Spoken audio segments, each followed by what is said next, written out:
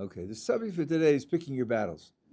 I don't imagine that you listen to the Hebrew news and discussions of current events in Hebrew, but over the last couple of years, and it's a theme throughout discussion of war, there is a phrase that occurs over and over again, both in the political echelon and in the military echelon, and that is korat ruach, which means being calm and calculating.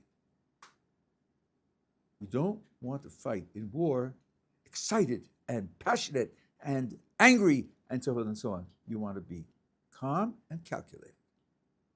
You want to decide where to fire, when to fire, when to hide, and when to come out with what forces. And that's something which I think is generally, nothing's going to work at all times, there are all sorts of, but generally good advice in life, especially when you're attacked.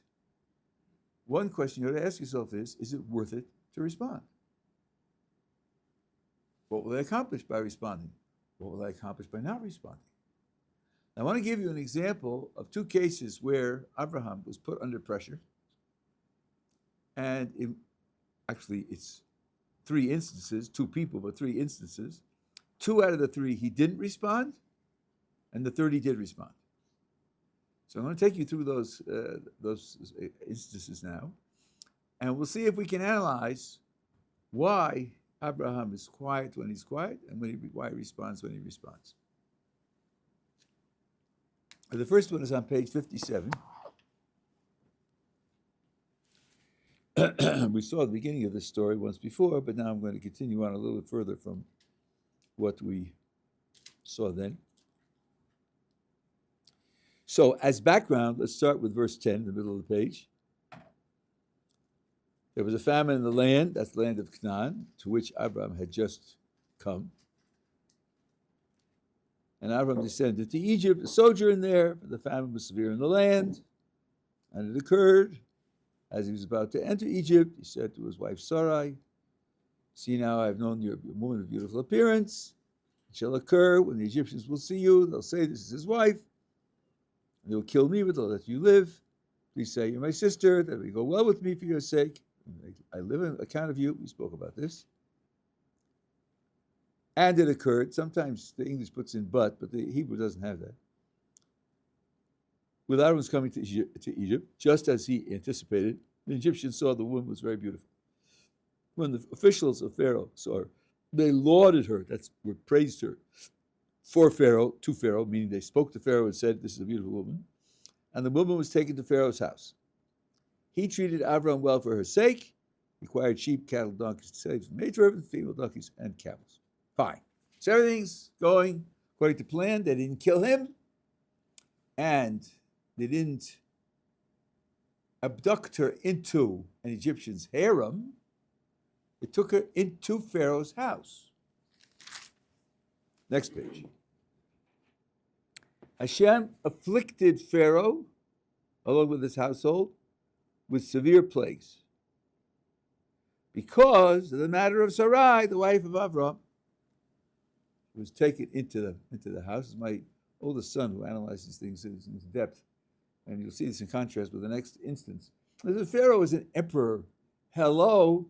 How many wives does he have? 13, 22, who knows? How many children does he have? Hundreds. He's not, in need here. He thinks she's beautiful. He's preparing for a wedding, a state wedding, and he brings her into the palace. And next month, when he finishes off that war and makes that new economic reform, marry her and add her to his harem. That's his plan. But God afflicts Pharaoh and his whole household with plagues because of Sarai. 18. Pharaoh summoned Avraham and said, "What is this you have done to me? Why did you not tell me that she is your wife? Why did you say she's my sister? So that I would take her as my wife? Because, Avraham, I understand you and her. You know very well that if you're brother and sister, and she's so beautiful, I might want her as a wife. And you engineered this deception to me, and you were willing to let it stand. If I had carried out my intention, I would have married her even though she's a married woman. Now, says Pharaoh, here's your wife, take her and go. So Pharaoh does two things here. He accuses Abraham of a crime and asks him why he did it. Abraham doesn't answer. Doesn't say anything. And then he instructs him to leave, and of course Abraham leaves. And Pharaoh sends him people to accompany him, which is a story unto itself. I mean, Pharaoh understands that if there were plagues, Abraham is connected to some very important higher powers. So he's not going to victimize Abraham. He's not going to take back all the gifts that he gave. He could say, I gave you those gifts under false pretenses. Didn't do that. Listen, we had a plague here, so we have to be. But he challenges him, accuses him of a crime, asks for an explanation, and Abraham says nothing. Okay, that's case number one. Now take a look at page 91.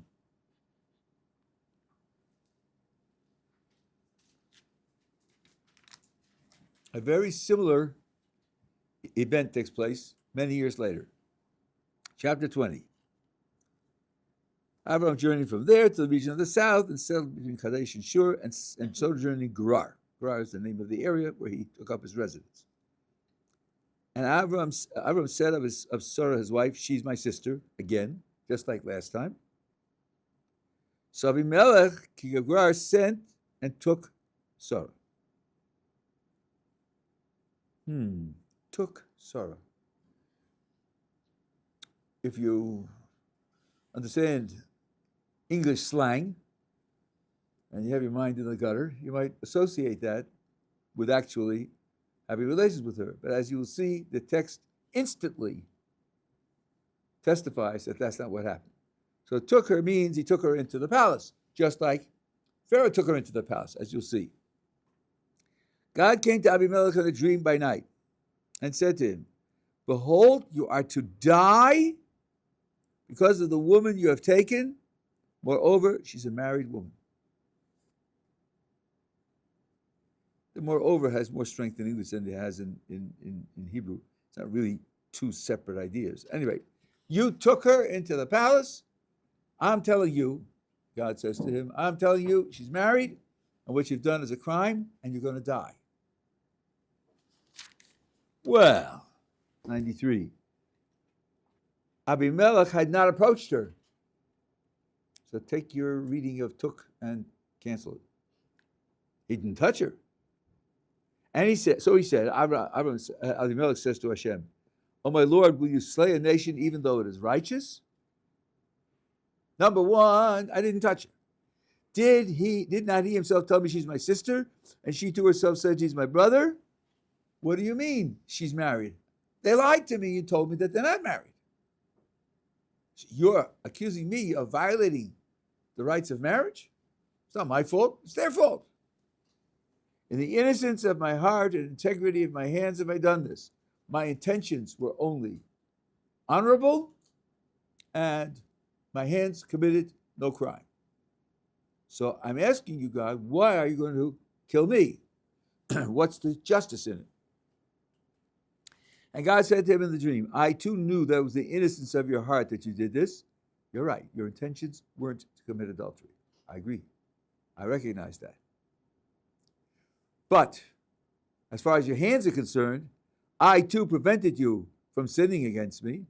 That is why I did not permit you to touch her. Because as you'll see, there were plagues here also.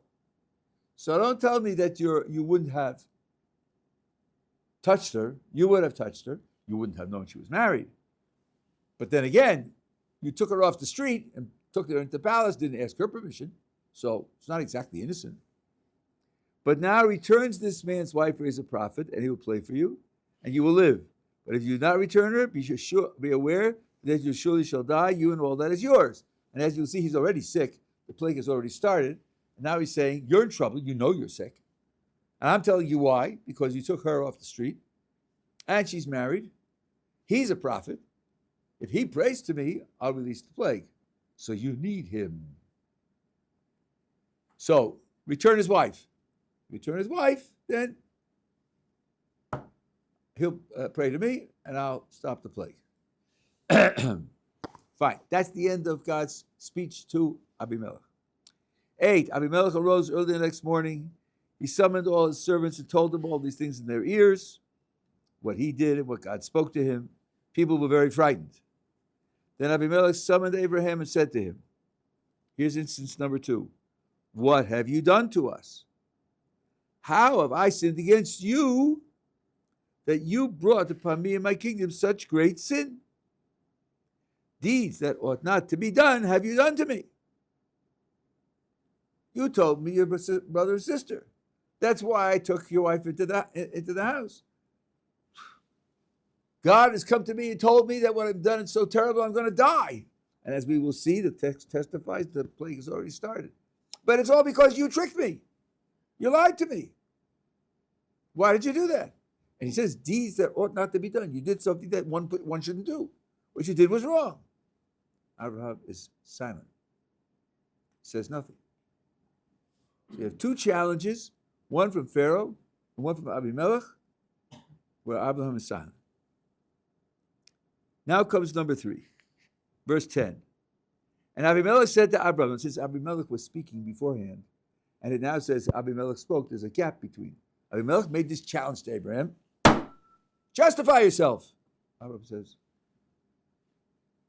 have a nice day. Right? Uninterested.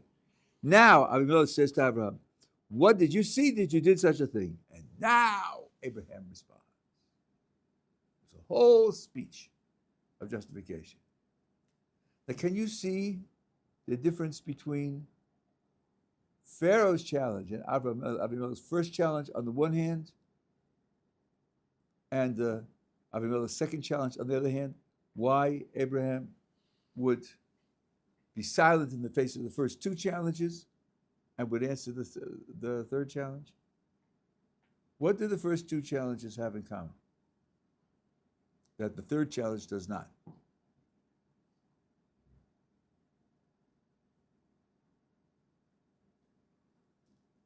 What attitude towards Abraham does Pharaoh display and does Abimelech display in the first challenge here? What attitude do they have towards him?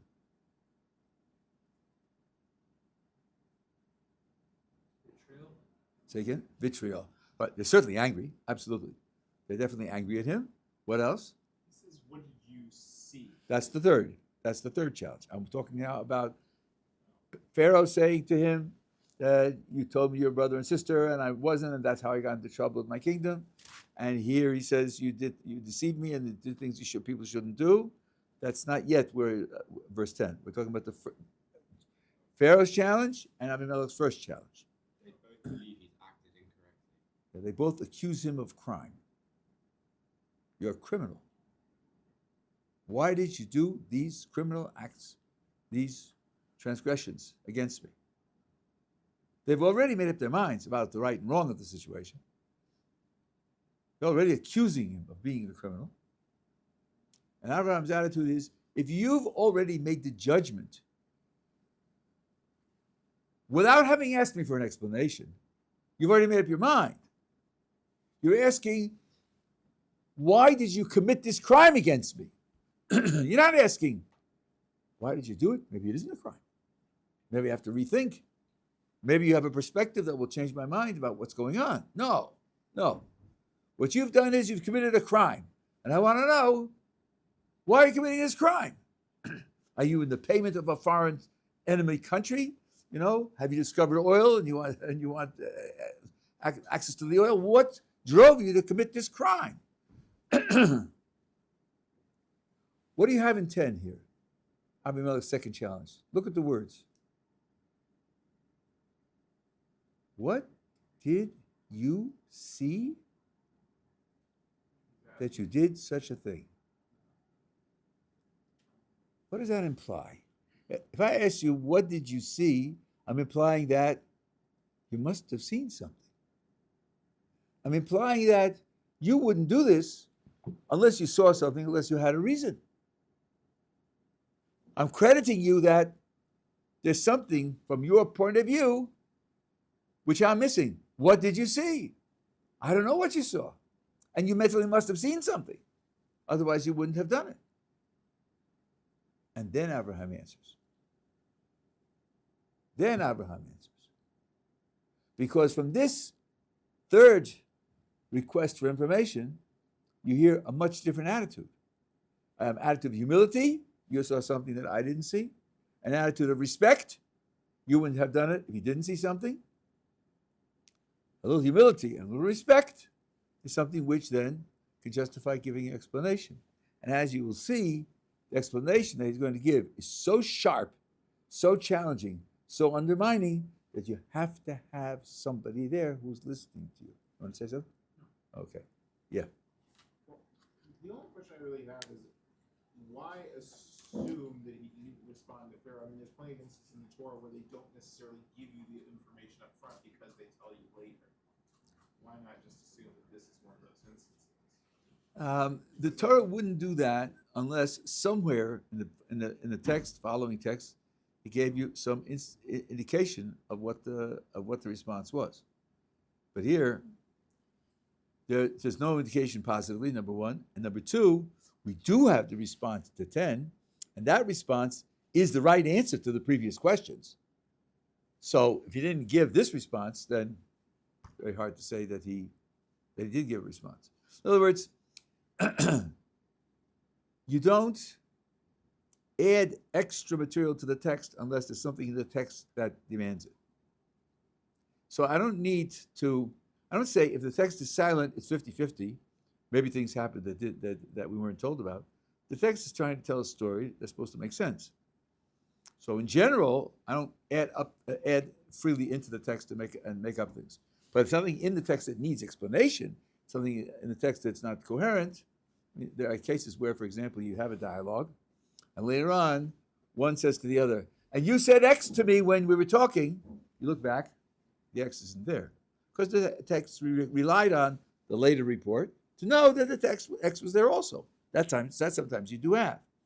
But here, there's nothing here or in subsequent text which indicates any response, number one. And number two, the right response is what he's going to say. It is the response to the previous two challenges, and it wasn't made. So I think it would be inappropriate to think that there was a hidden response that wasn't mentioned. So now let's look at what the response is, and we'll see why it would be so challenging to Abimelech here and to Pharaoh to have made it. And that's why he doesn't say it beforehand. Abraham really has a double response here, or a triple response.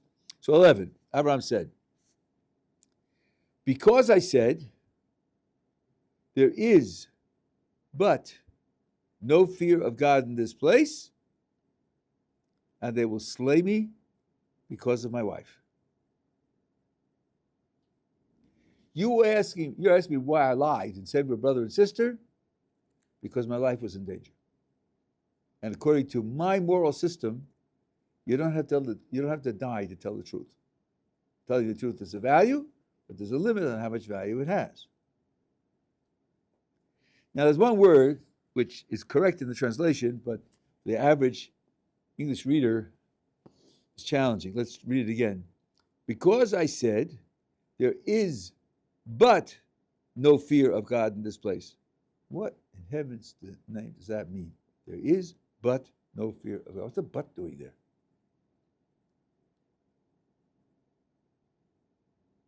So in plain English, what it means is the only thing you're missing is fear of God. There is everything.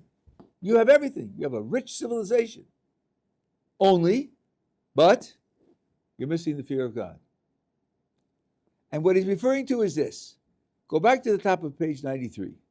Let's review Abimelech's speech. What does he say to God? He says, oh, my Lord, will you slay a nation even though it is righteous? In the innocence of my heart and integrity this man is not a savage. This man doesn't run by power alone. He knows about righteousness. He knows about innocence. He knows about integrity. He has a moral philosophy. He has laws. He has values. He has a civilization. And Abraham says to him, I credit you with that. I credit you with that. You have everything except for one thing. You don't have the fear of God. And with your whole civilization, lacking the fear of God will not protect you. Let's say it again. Since you lack the fear of God, your whole civilization will not restrain you and protect you from committing grievous crimes, terrible crimes, obscene crimes, killing a man for his wife. So this is the message that Abraham is giving here. I'm challenging your conception of your civilization. You think you're a civilized person. You think you have values. You can even think you could argue with, now I don't know what Abimelech's conception of God was and how much he understood about God when God spoke to him and he spoke back to God, but he can argue his case against a being of infinitely greater power and who's accusing him of a crime, and he can argue back in moral terms that it isn't a crime. So he's presenting himself as a civilized person. And now he's saying to Avraham, why did you lie? You lied to me. You caused me damage. You caused me to do something that this higher power is angry over. Abraham says to him, I want you to know how I look at you. I recognize your civilization, and I tell you it has a severe limitation. I don't have to tell the truth and die. I don't have to do that. And you would have killed me if I hadn't done it, despite your civilization. Your civilization wouldn't have stopped you. You'd have found an excuse, and you'd have killed me.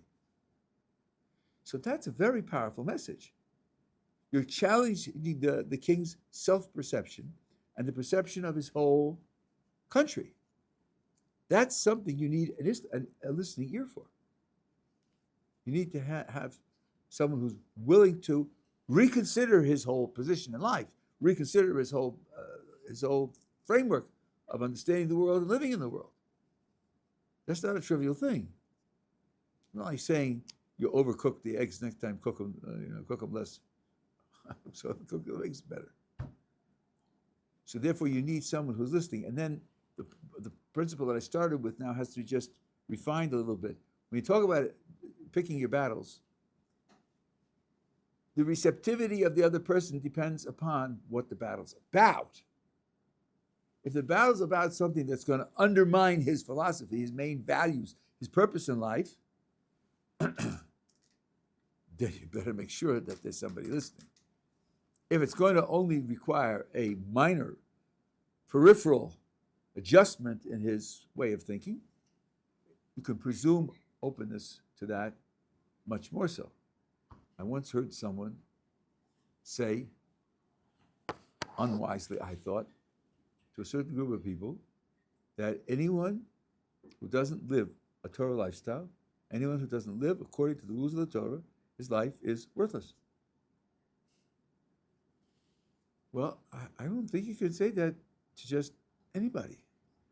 Let's imagine you're talking to a person, both of whose parents aren't religious. So you're telling him, you now have to look at your parents as if their lives are worthless. I don't know. I would find it difficult to assume that he could take it, that he could assimilate it, that he would know what to do with it. Like the fellow I told you about who thought that non-Jews are animals. It's the thought he's not ready for. He's not ready to put it into context. So here, since Avraham is such a radical, bitter response to give, he only gives it when he gets a signal that the person is really open to hear. Now, you've probably experienced this already, and you will definitely experience this in the future. If you're going to live I'm not presuming anything, but if you're going to live a religious Jewish lifestyle, you're going to face challenges. It may be at the workplace, it may be in social terms, it may be on the street. If you're going back to a campus, God forbid. No, sometimes you have to do that. Going back to a campus, you'll definitely face challenges like that. Don't feel you have to be the defender of the faith. Don't feel that if somebody challenges you, even in public, and you just walk away, that you lost the interaction. On the contrary, you may very well have won the interaction. How could that be? Let me give you an example of the kind of attitude I'm talking about. Suppose you're on campus, so he walks up to you and says, 2 + 2 is 5. What should you do? Argue with him? Try to prove to him that it's 4? I think you should shrug your shoulders and walk away. Shrugging your shoulders and walking away doesn't mean, yeah, you're right, really it is 5, and I'm afraid to fight with you. Shrugging your shoulders means you're not worth talking to. You're not serious, you're not worth talking to. So somebody says to you, everybody knows, as Sigmund Freud taught, that religion is just a crutch because you can't face the bitter realities of life and death and so on and so on. Everybody knows that. I think you just, okay, and walk away. Just try asking AI, what's the status of Sigmund Freud today? Ask feminists about Sigmund Freud, who said that women are immature men. Ask them what they think of Sigmund Freud. So, and Freud didn't have such a simplistic idea about religion either, although he had a lot of wrong ideas about religion. So don't fight that battle, because the person you're talking to isn't going to be listening to what you have to say.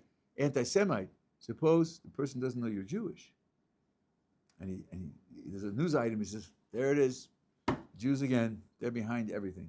The Jews are ruining the world. Everything's their fault." Just pass it off as not worth commenting on. I don't think you have to worry about, defending the truth. Only if there's a circumstance under which there's a possibility that, now I'm going to modify a little bit, there's a possibility that some of the people hearing you can reach. Now sometimes, if you can't reach the guy who's attacking you, but if you could make an impression on the others who are bystanders, it might be worth doing. Then you don't reach him, but you reach them. So if you could say something to make him, to discredit him in the eyes of everybody else, so then that may be worth doing. So let's say you have a Holocaust denier, and the kinds of things that they say. One way to approach a Holocaust denier, I learned this from someone who has a positive effect on the world, though I disagree with a lot of what he says, and that's Dennis Prager. He should have a recovery. Don't challenge him on the facts. Don't say we have these records and we have these testimonies, and the Germans themselves said he's got made up answers to all those things. Ask him whether he believes in the United States Civil War. You think the Civil War happened or didn't? Now what's he going to say? It didn't happen? You've won already. The other people are going to look at him and say, what? You don't think there was a Civil War? What's the matter with you? How could you possibly deny that? Then ask him, well, why do you think that the evidence for the Civil War is better than the evidence for the Holocaust? I mean, we have nobody alive from that time. We have some first-hand accounts, a few. We have statues. We have memories. Here you have still thousands of people alive today who went through it. So if he says, oh, well, because they're Jews, but the Germans aren't Jews. And they said it happened. So it begins to get, and then ask him another one. Do you believe that the Americans walked on the moon? How many witnesses were there? Right? Well, only real witnesses were only the people who did it, right? So couldn't it be made up by Hollywood? The whole thing is just a Hollywood skit, right? Now, hopefully, if you have an educated and reasonable audience, if he says, no, I don't believe, and there are people like that now today, no, I don't believe that it happened, so then that will discredit him. But if you see that spark go off in their eyes, yeah, hey, maybe it didn't happen, like, one way to get around that is in 1960 and 1970 and 1980 was the Union of Soviet Socialist Republics an ally of the United States or an enemy of the United States? Enemy, right? And did they fight proxy wars against them? Yeah, they did. And did the communists tell lies about the United States? Sure, they told all sorts of lies about the United States. How come they didn't expose this? Why didn't they tell the world that the Americans never walked on the moon? Why didn't they do that? You think it never happened. They should have made hay out of it. Look how stupid the Americans are. They think they can convince the world that they really walked on the moon when it's obviously just a fake. Even the Russians didn't say that. So what you do here is you convict him of having inconsistent standards. The standards of evidence for the Civil War and for walking on the moon are one standard, and the standard for the Holocaust is a different standard. You have mounds and mounds and mounds of evidence for the Holocaust. All of it's fake and all of it's phony and all of it's exaggerated and all of it's self-serving and so forth and so on. But for the Civil War, you don't have that. And for the moonwalk, you don't have that. That's just prejudice. So now, again, the person you're talking to, if he's a Holocaust denier, is not going to listen to you, for sure. He's got his agenda. But if the discussion is taking place in front of 10 people, then you have to ask yourself whether the other 10 people will listen. I'll tell you a story where this actually happened to me. It actually happened twice. There was I spoke about suffering, why people suffer, and I gave reasons according to the Jewish tradition. There are many reasons that are given that help to explain why people suffer. And there was a gentleman in the audience who stood up and said, my parents went through the Holocaust, and I know what happened there. You can't tell me that there's any good reason or there's any explanation. You can't tell me. It's all just a crime. Now, in those days, I used to supply the listeners with handouts of the lecture. He was standing there holding my handout.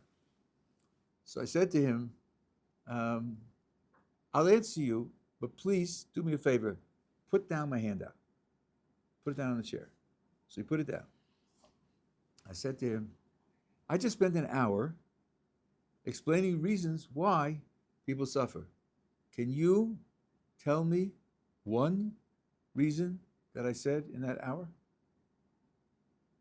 Now, this was what we call siyata d'shmaya. This was help of heaven, because he could have said, yeah, number 1 was this, number 3 was that, number 7 was that.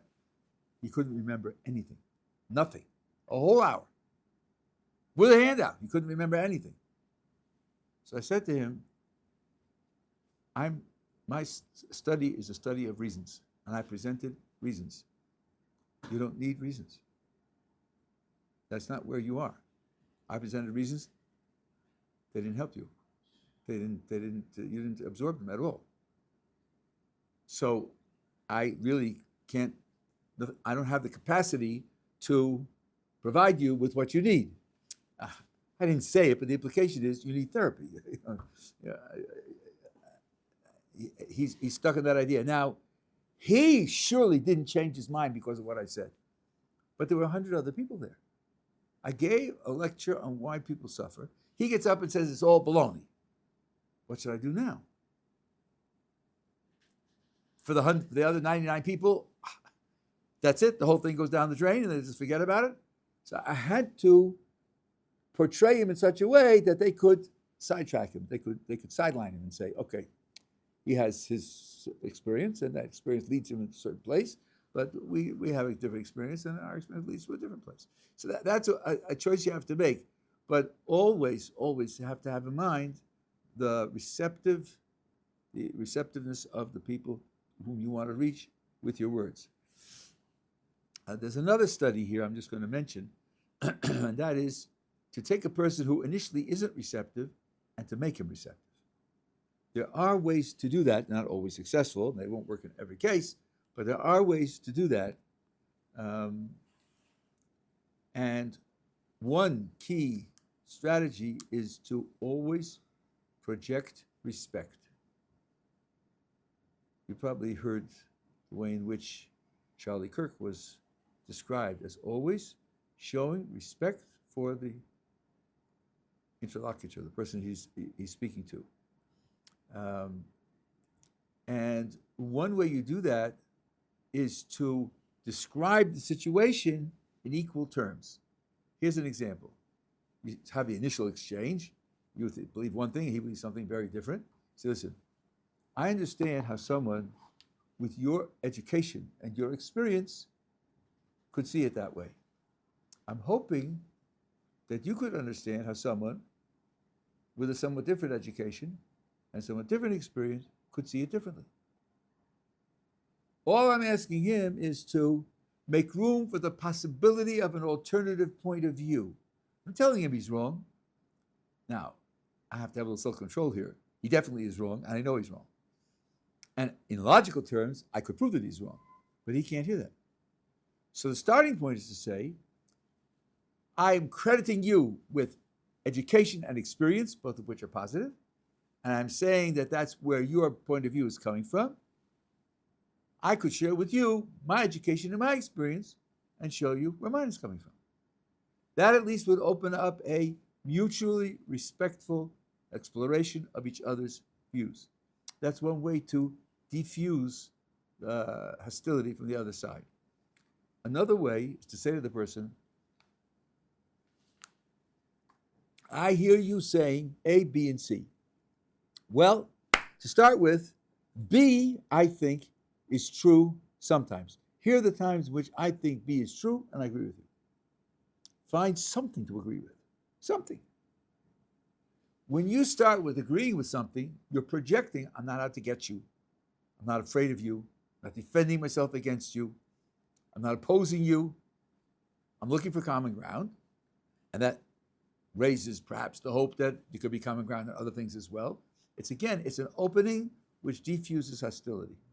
This is a way to create a kind of receptiveness. Of course, you have to be perceptive to see how well it's working and to see whether he projects any interest. And the final principle I'm going to mention is that it's crucial the other person should always feel in control of the interaction. You should never feel that you're putting him under pressure or closing doors or locking him in. And one way you do that is in each exchange to provide as little information as possible. And let him follow up. Let him ask another question. This is, by the way, very important with children also. When children ask questions, sometimes they ask questions which could lead to embarrassing subjects.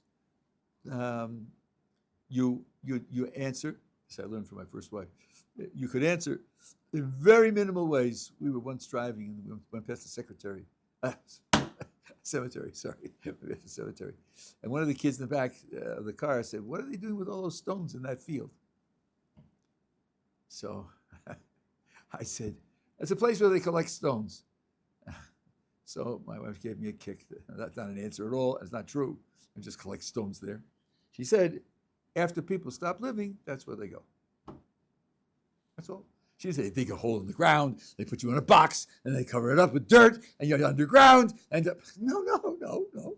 What she said was absolutely true, but it's absolutely minimal. And let the child then, if the child feels comfortable and wants to push, and if not, leave the child alone. Let the child deal with that. And the child will follow up when they feel comfortable. You can do the same thing here. You're wearing those strings on your shirt. That's how ridiculous. Why do you do that? It helps to express my Jewish identity. Only Jews do it. It's the number of 613, and it's a biblical commandment, and it says so in the third paragraph of the Shema, and it's a signatory that you're a prime minister of the king. No, it helps express my Jewish identity. That's all. One of the things, that's all. That's minimal. It says how, and you could start to give as little information as possible. Let the other person feel in control. Yes, leave the Kiruv book on the coffee table. But don't say, did you look at it yet? Have you read the first chapter yet? Let's talk about it. No, just leave it on the table. Let them decide whether they should pick it up or not pick it up. Yeah. How do you deal with cases where the other person is not cooperative, or they're really assertive about their view, and they're not open-minded to hearing your perspective? So, it depends. Most times I would say just to walk away from it. If you can't walk away from it, there are certain. I would recommend always asking questions, just asking questions. But the questions can have a point. I read Bertrand Russell's philosophy, and he's right, and he has a picture of the world, and I believe his picture of the world. You might ask, did you ever ask AI who were the philosophers who disagree with Bertrand Russell? And why? Did you ever do that? You only read Bertrand Russell?